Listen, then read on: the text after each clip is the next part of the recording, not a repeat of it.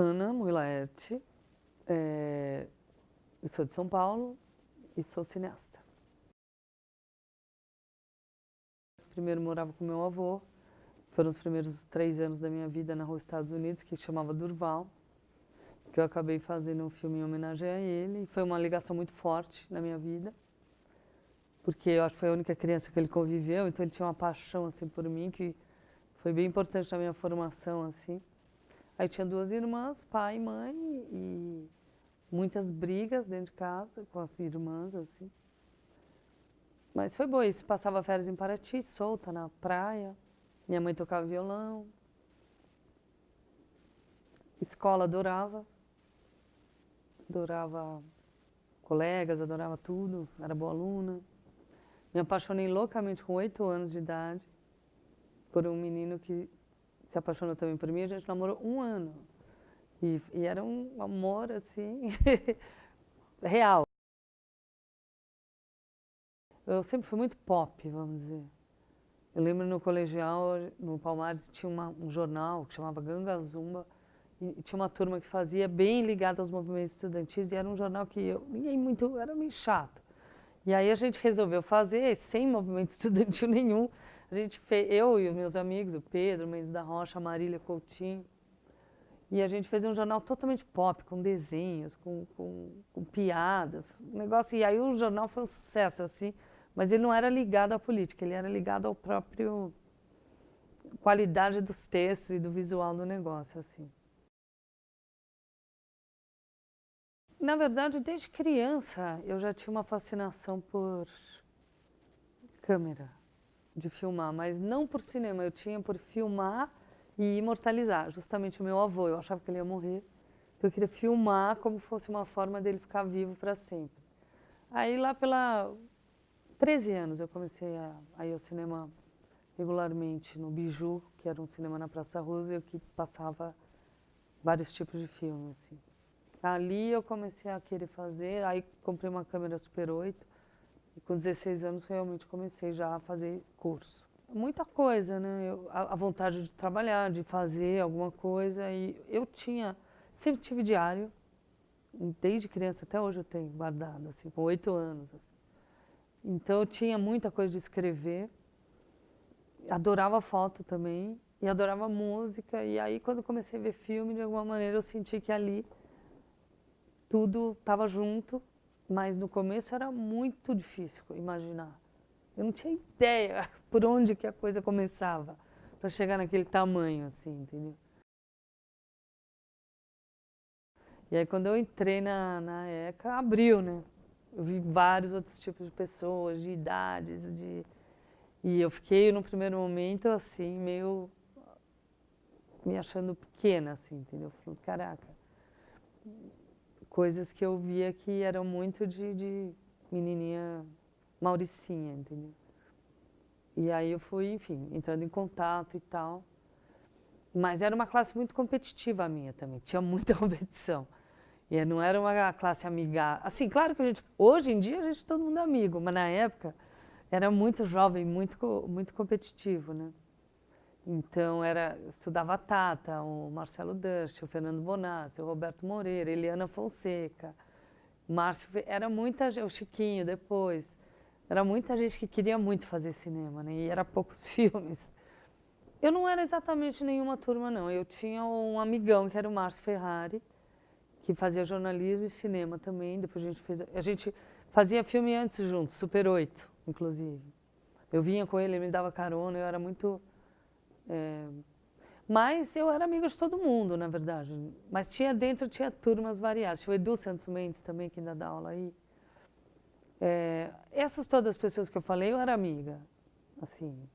Mas não era tão dividido. É, sei lá. Não era íntima, mas eu era amiga de todo mundo. Mas é engraçado, eu era super boa aluna no colegial, mas na ECA eu gostava mais de estar aqui do que exatamente estar na aula. Eu não era tão boa aluna, não. E muita coisa eu não achava nada interessante. Das outras matérias não relacionadas a cinema mesmo, nem lembro quais eram, mas eu achava, eu era bem relapso, eu me enfiava nos grupos, fazia o mínimo, assim. Mas já a parte de cinema, daí eu era, assim, queria ver tudo, queria fazer tudo.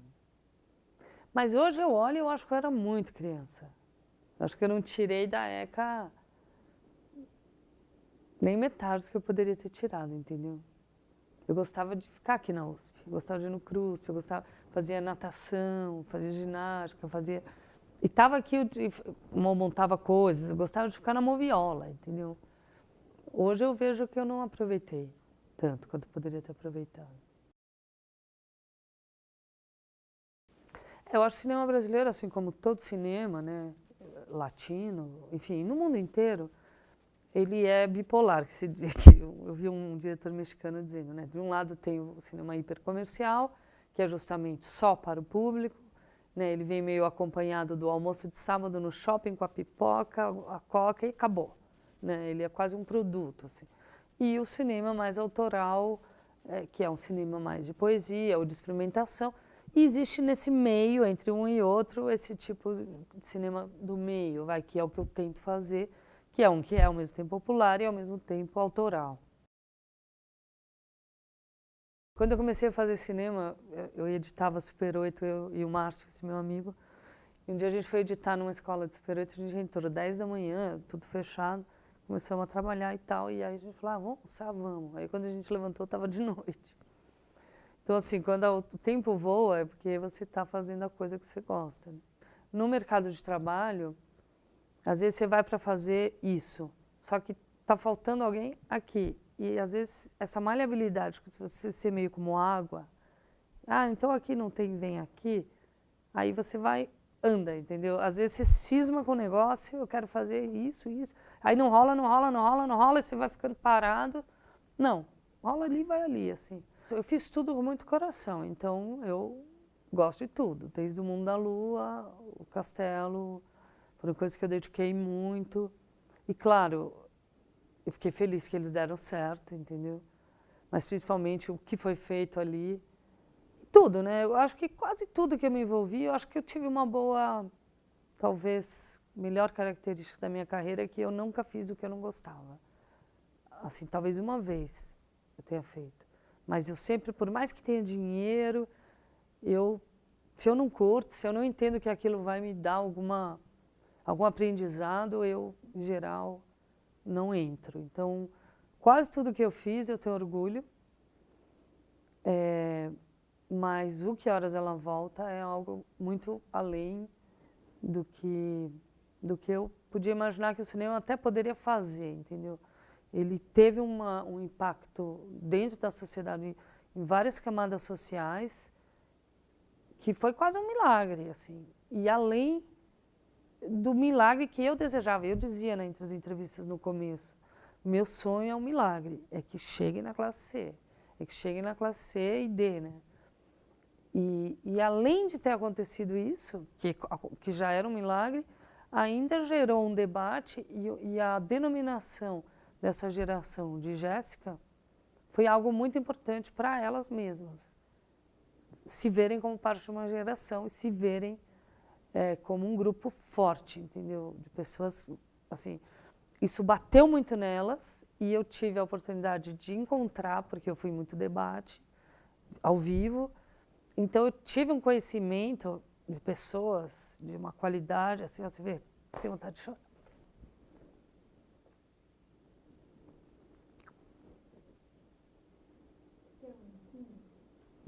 Não, não, tudo bem.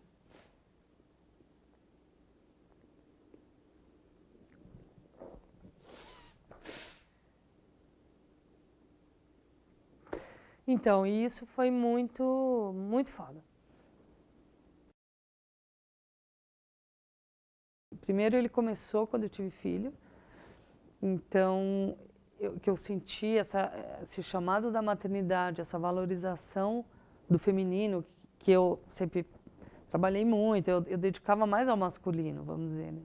A trabalho e tal. E aí quando eu tive filho isso veio muito forte, e aí que eu resolvi fazer um filme sobre maternidade e sobre esse substituto, né, da mãe que é a babá e toda a questão social que isso trazia, veio da minha do meu maravilhamento com esse sentimento que tinha acabado de nascer em mim, que era o sentimento de cuidar, o sentimento de dar, o sentimento de estar para o outro, que eu não tinha experiência antes, assim. Então esse filme já nasce disso, e quando eu cheguei nessa equação, assim, aí eu senti que era muito poderoso e que eu não tinha condição ainda de fazer. Então demorou 19 anos para eu chegar no roteiro que eu achei que... Então, ou seja, esse filme é a minha vida, vamos dizer, como roteirista, como diretora, tudo que eu aprendi em todas as coisas foi desembocar nesse filme. Quando ele foi para fora e começou a fazer sucesso, aí veio o maior desafio de todos, que foi absorver as pancadas masculinas que eu recebia, porque eu não poderia estar nesse lugar de destaque, porque nenhuma mulher está. Então, assim, muitos homens em volta, próprios, enfim, pessoas que eu tinha contato, começaram a me agredir muito, assim, isso foi um negócio muito difícil, foi talvez o maior desafio, porque por um período eu sofri um bullying quieta, chorando, como sempre, como mulher, e dizendo, ai, que justiça, meu Deus, e depois eu consegui começar a falar disso na imprensa e começar a entender e botar as pessoas para lá, entendeu? Parar de me atacar. Primeiro a mulher lutou para poder trabalhar. E aí, digamos que nos anos 80, a mulher já trabalhava. Aí passa, sei lá, 20 anos, eu não quero só trabalhar, se eu sou melhor, eu quero ser chefe. Ou eu não vou ser chefe para você. Você vai dormir, eu sou chefe, e depois você leva o crédito e o salário. E eu acho que isso é uma coisa que está acontecendo agora. Eu acho que a briga agora é por liderança. Não é por direito ao trabalho. Isso a gente já tem. Então eu conheci o machismo quando entra na esfera de poder, coisa que eu conhecia o machismo mais na esfera, vamos dizer, caseira, ou social, cultural, no nível normal da rua. Então esse filme, olha que louco, ele é o espelho de um feminino que nasceu quando eu tive filho, ele é toda a minha carreira e ele é um nascimento de um masculino também, de defesa, que eu também não tinha. Tenho vontade de fazer, é engraçado, eu tenho vontade de fazer mais filmes sobre relação de patrão e empregada. Talvez essa classe A seja isso, mas de uma outra maneira. E eu também tenho vontade de fazer um filme com a Regina Casé, que eu não sei exatamente o que, mas alguma coisa bem carioca ali. Eu estou tentando entender esse roteiro. Assim. Eu entrei uma menina mimada, arrogante, metida, se achando, e eu saí já um pouco mais sabendo do meu tamanho real, entendeu? Sem dúvida, as pessoas que eu vi aqui, as coisas que eu vi aqui me colocaram mais na real, entendeu? O principal aqui, para mim, no cinema, foi o pensamento crítico, formação de pensamento crítico. Isso foi o que eu mais aprendi aqui e eu sinto claramente no mercado de trabalho, quem vem da ECA e quem vem de outras faculdades, eu me identifico muito mais com quem vem da ECA. Eu fiquei impressionada como a ECA cresceu e agora, enfim, está super estruturada a parte de cinema.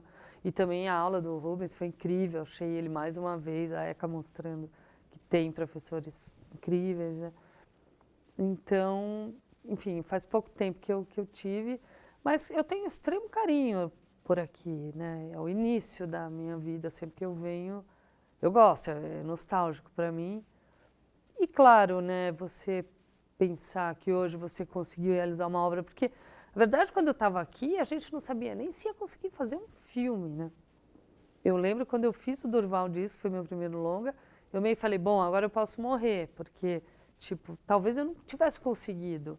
Então, além do Durval, consegui fazer vários outros, enfim, também toda a política pública mudou, né, melhorou para o cinema. Naquela época era muito mais difícil, muito mais difícil. Assim.